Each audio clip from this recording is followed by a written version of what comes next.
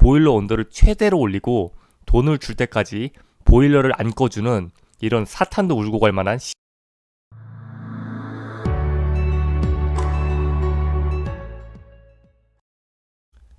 안녕하세요, IT 토픽입니다. 이번 시간에는 여러분의 컴퓨터와 소중한 정보를 가지고 돈을 뜯어내는 해킹 기술 랜섬웨어에 대해 알아보도록 하겠습니다. 랜섬웨어는 몸값을 의미하는 랜섬과 소프트웨어의 합성어입니다. 정의를 내리자면 컴퓨터 시스템을 감염시켜서 접근을 제한하고 일종의 몸값을 요구하는 악성 소프트웨어의 한 종류입니다. 자, 그러면은 랜섬웨어가 어떤 식으로 동작하는지 알아보도록 하겠습니다. 기존의 파일을 주고받을 때 송신자와 수신자가 그냥 보냈었습니다. 그런데 해커가 네트워크상의 파일을 잡고 가로채서 열어보니까 이를 방지하기 위해서 파일을 암호화해서 보내고 수신자는 이 일을 풀 수 있는 열쇠를 가지고 푸는 방식으로 파일을 전송하게 되었습니다. 따라서 해커가 파일을 가로채도 열쇠가 없으니 이 파일을 열어볼 수 없게 되었습니다. 그러다가 해커가 이걸 보고 나도 자물쇠 쓸 수 있는데 하면서 이 암호화 기법을 이용해서 사람들의 파일을 암호화해서 자물쇠로 걸어 잠그고 열쇠 필요하면 돈 내놔 하는 방식으로 랜섬웨어가 등장하게 되었습니다. 자, 그럼 랜섬웨어의 사례들을 한번 알아보도록 하겠습니다. 2016년 데프콘에서 원격으로 보일러를 켜고 끌 수 있는 스마트 보일러 시스템을 해킹해서 보일러 온도를 최대로 올리고 돈을 줄 때까지 보일러를 안 꺼주는 이런 사탄도 울고 갈 만한 시연을 보였습니다.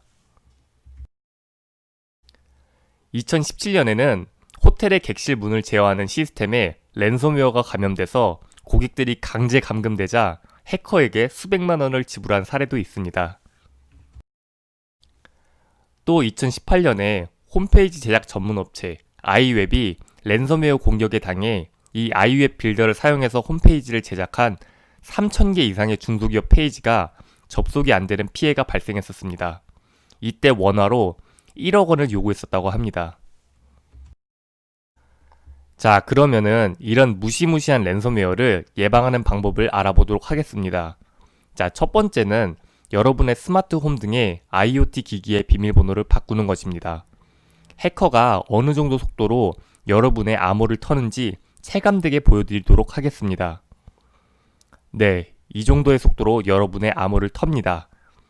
여러분이 스마트홈 등의 IoT 기기를 사면 대부분 암호를 바꾸지 않고 기본값으로 설정하는데 그렇게 되면 몇 초도 채 되지 않는 시간에 여러분의 소중한 기기들이 해커에게 통제권이 넘어갈 수 있습니다.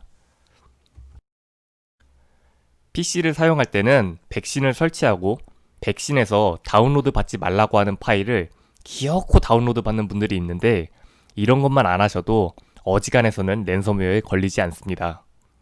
기업의 경우에는 표적형 공격을 당할 경우에 고려해야 할 사항이 너무 많아서 생략하도록 하겠습니다. 여러분이 저 예방 방법을 안 지키고 만약에 랜섬웨어에 이미 걸렸다 하면 어떻게 대처해야 되는지 물어볼 수 있습니다. 이미 걸린 경우에는 한 가닥의 희망은 여러분이 구식 랜섬웨어에 감염이 된 경우입니다. 구식 랜섬웨어 같은 경우에는 알랩에서 이를 풀 수 있도록 해독기를 만들어 두어 이를 풀 수 있도록 제공해 줍니다. 구식 랜섬웨어는 자물쇠가 다 똑같아서 한 번만 풀면은 이 랜섬웨어에 걸린 모든 사람이 다 풀 수가 있었습니다. 신식 랜섬웨어에 걸린 경우에는 틀렸습니다.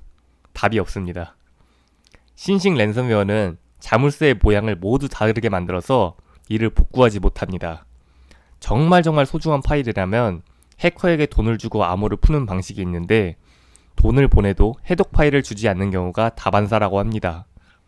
그런데 신식 랜섬웨어에 걸린 경우에도 한 가닥의 희망이 있는데 보안의 본질은 해킹당하는 걸 늦추는 것이기 때문에 신식 랜섬웨어도 언젠가는 풀리게 됩니다. 따라서 이 자물쇠를 풀만한 컴퓨팅 파워와 기술이 개발될 때까지 기다리는 것입니다. 문제는 이게 10년이 걸릴지 20년이 걸릴지 아무도 모른다는 것입니다. 자, 이번 시간에는 몸값을 요구하는 해킹 기술 랜섬웨어에 대해 알아보았습니다. 유익하게 보셨다면 구독과 좋아요 한 번씩만 눌러주세요. 지금까지 IT 토픽이었습니다. 감사합니다.